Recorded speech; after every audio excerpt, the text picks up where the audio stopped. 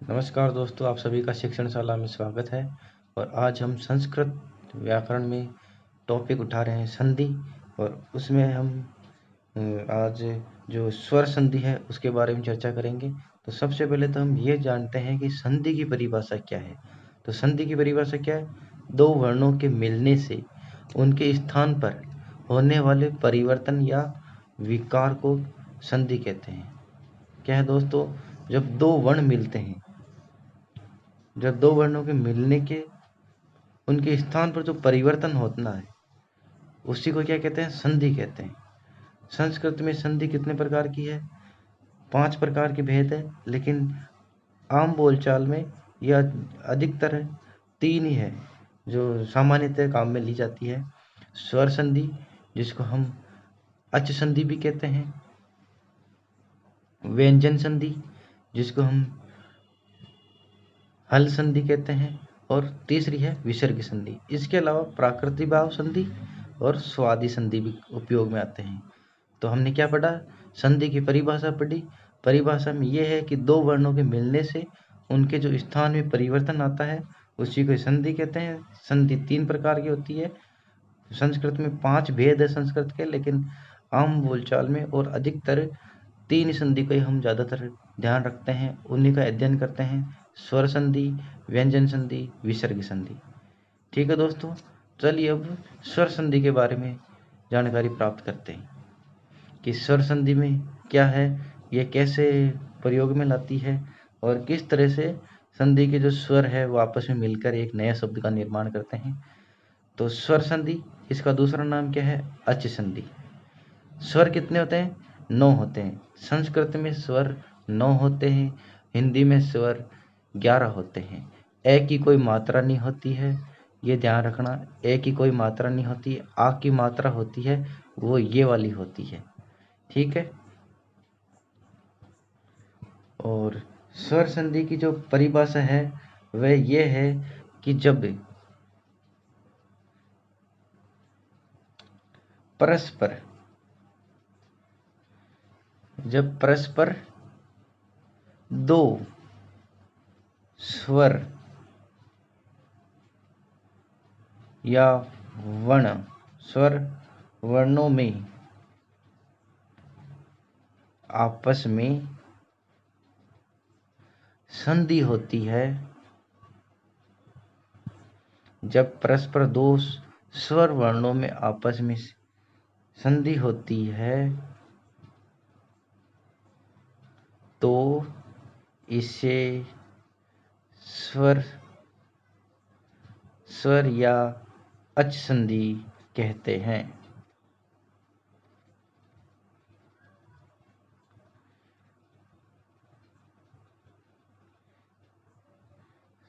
स्वर संधि की क्या परिभाषा है कि जब परस्पर दो वर्णों में आपस में संधि होती है तो स्वर संधि होती है। स्वर संधि का सूत्र क्या है? अक स्वर्ण दीर्घ है। अक स्वर्ण दीर्घ। जब दो स्वर आपस में मिलेंगे, कौन कौन से? ये ए भी स्वर है, एक आ भी स्वर है। स्वर कौन कौन से होते हैं? 9 होते हैं। ये ए हो गया, आ हो गया, ई हो गया, ई हो गया, री हो गया। ये संस्कृत में स्वर है। और जब आपस में स्वर स्वर मिलेंगे तो एक नया शब्द का निर्माण होगा, उसी को ही स्वर संधि कहते हैं। तो कुछ उदाहरण है मेरे पास, हम उनकी चर्चा करते हैं। चलिए दोस्तों, स्वर संधि के कुछ उदाहरणों की चर्चा करते हैं। तो जब वह स्वर आपस में मिलते हैं तो कुछ का उच्चारण होगा। तो ए या आ।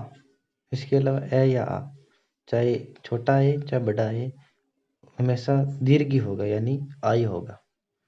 ई आए चाहे ई आए, छोटा या बड़ा कोई सा भी, तो ई ही आएगा, बड़ी ही आएगा। ऊ या ऊ आएगा तो बड़ा ही आएगा। उसके अलावा री या री आएगा तो री होगा। और ये री होता है, इसमें दीर्घ होता ही नहीं, तो ये बड़ा री आएगा। छोटा ली भी ऐसा होता है, बड़ा ली भी ऐसा ही होता है। तो हम कुछ उदाहरणों की चर्चा करते हैं जो स्वर संधि के अंतर है। और स्वर चाहे बड़ा छोटा है चाहे बड़ा है, बड़ा ही आएगा। तो उदाहरण क्या है? विद्यालय। विद्यालय का क्या होगा? यहाँ है क्या? आ। और यहाँ क्या है? विद्या ए है और यहाँ आ है, तो क्या आएगा? आई आएगा। तो फिर उसका क्या बनेगा? विद्यालय। ये आ वाला ये है। ए का कोई स्वर नहीं होता, ए की कोई मात्रा नहीं होती। जो ये आ वाला है ना, वो ये है, बड़ा है, दीर्घ है। इसके अलावा यान, इसमें ए स्वर है और इसमें ए है। तो छोटा ए है चाहे बड़ा है, आ ही आएगा। तो क्या होगा? ज्ञाना जन्म, यही होगा। इसके अलावा क्या है? दैत्यारी। क्या है? दैत्य। ए और ए आए होएगा, तो क्या बनेगा? दैत्यारी। दैत्यारी। ठीक है। देवालय, इसमें भी क्या है? ए स्वर है, देव में ए स्वर आ रहा है और ये आ है। क्या होगा? बड़ा दीर्घ होगा। तो क्या? देवालय।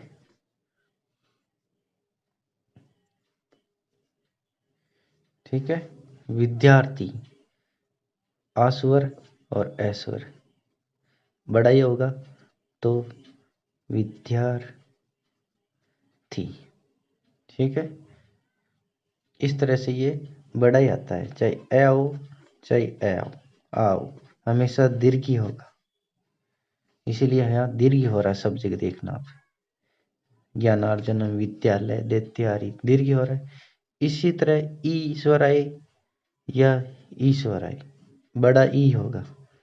लिखने में छोटा होता है लेकिन वैसे बड़ा होगा। जैसे कवि, कवि हम जब इसका टुकड़ा करेंगे तो कवि प्लस इंद्री ऐसे होता है। अब इसको लिखेंगे कैसे? कविंद्र, ये ऐसा होगा कविंद्र।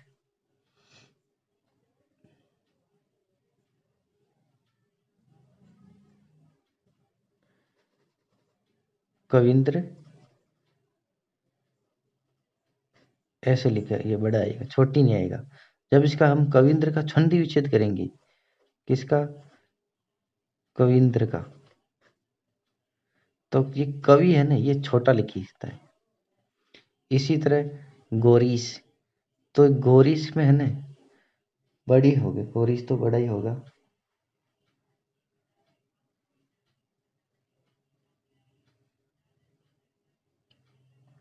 गोरीस बड़ा ही होगा।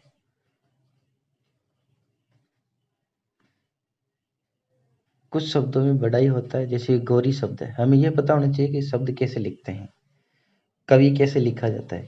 कवि में हमेशा छोटी मात्रा होती है, लेकिन जब इसका हम शब्द बना देंगे, नया शब्द, जब दो स्वर आपस में मिलने के बाद जब नया शब्द बनेगा, तो कवि की मात्रा बड़ी आएगी। ये बड़ी होगा क्योंकि ये जो यहाँ है, ये बड़ा ही आदेश कर रहा है। जब छोटा ही और बड़ा ही मिलता है तो बड़ा ही आदेश होता है, तो इसलिए ये बड़ा ही आदेश होता है। इसलिए कवि में बड़ी की मात्रा आती है। गौरी में, गौरी शब्द बड़ी की मात्रा होती है गौरी में, तो इसलिए गौरी है। हरि, अब हरि है ना, हरि ऐसे लिखता है, हरीश, ऐसे लिखते हैं हरीश। लेकिन इसका संधि विच्छेद करते हैं तो ये ऐसे होता है, हरि छोटा लिखता है। पार्वती, पार्वती से कैसे लिखते हैं?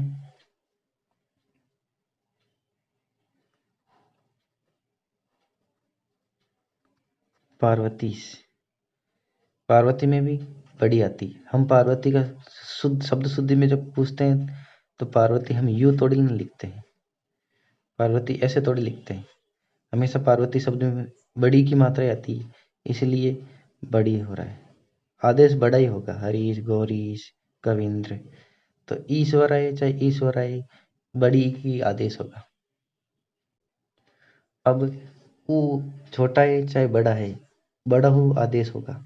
जब दो स्वर आते हैं, चाहे छोटा ऊ स्वर आए चाहे बड़ा ऊ, बड़ा ही आएगा आदेश में। तो इसका क्या होगा? भानु,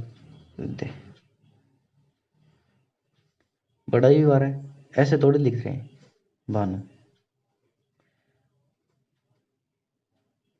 भानु तो ऐसे तो नहीं लिख रहे हैं ना, ऐसे छोटा ऊ, बड़ा ही आदेश आ रहा है। लेकिन लघु, ये शब्द कैसे है, छोटा। इसको हम जब पूरा बनाएंगे तो क्या बनेगा, लघु बड़ा होगा, लघु।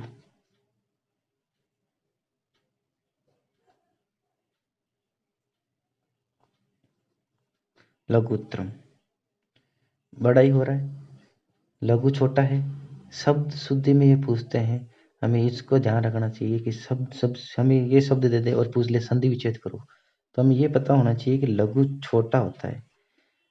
और जब ये इसका आदेश होता है, छोटा ऊ छो या छोटा ऊ आए, तो बड़ा ऊ आदेश होता है। इसी तरह लघु छोटा होता है और ऊ है यहाँ छोटा, तो बड़ा ऊ आदेश होगा। वधु, वधु में बड़ा होता है, वधु उत्साह, उत्साह।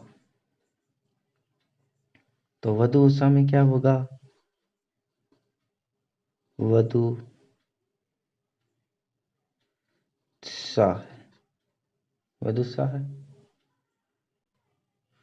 हमें इन्हीं का ही ध्यान रखना है। जैसे ये वधु है ना, इसको हम वधु छोटी की मात्रा नहीं आती, वधु में बड़ा ही आता है, तो इसीलिए वधु शब्द ऐसे लिखते हैं, वधु उत्साह। विष्णु उदय, क्या होगा, विष्णु शब्द छोटा लिखता है, अब छोटा का बड़ा आदेश होगा, यहाँ छोटा हो तो बड़ा होगा, क्या होगा, विष्णु दे। ठीक है दोस्तों, चाहे स्वर छोटा है चाहे बड़ा है, आदेश हमेशा बड़ा ही होगा। री या री, चाहे छोटा री है चाहे बड़ा री है, री होगा। और री में कोई छोटा बड़ा नहीं होता है, एक ही होते हैं। तो मात्र पित मात्र ऋणम, क्या होगा, मात्र ऋणम। शब्द क्या बनेगा, मात्र ऋणम। पितृणम, क्या बनेगा, पितृणम। ये तय कहाँ जा रहा है, ये री कहाँ जा रहा है, ये आ गया छोटा री, कहाँ जा रहा है, ये यहाँ आ गया। तो पूरा शब्द जब दो शब्दों के मेल से पूरा शब्द बनेगा, तो इस तरह से मातृणम पितृणम। अब ये पूरा शब्द दे दीजिए, जैसे धातु लकार है, तो ये धातु लकार क्या होगा, धात्रकार। ये री यहाँ चला जाता, आधा तय में परिवर्तित हो जाता री, तय के नीचे। लरी, लरी का क्या होगा, छोटा ल या बड़ा ल, लरी छोटा ही होता है, बड़ा आदेश होता ही नहीं है, बड़ा होता ही नहीं, छोटा ही होता है। लरी करार, क्या होगा, लरी कार का क्या होगा, लरी कार। लरे प्लस कार क्या होगा, लरी कार।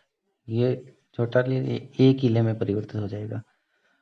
इसके अलावा है पदल कार, तो क्या होगा, पदल कार। इस तरह से दोस्तों ये स्वर संधि पूरी हो गई है। उम्मीद करता हूँ आपको वीडियो पसंद आया होगा। तो आज के लिए दोस्तों इतना ही, फिर एक नई वीडियो के साथ आपसे मुलाकात होगी, तब तक के लिए नमस्कार, जय हिंद।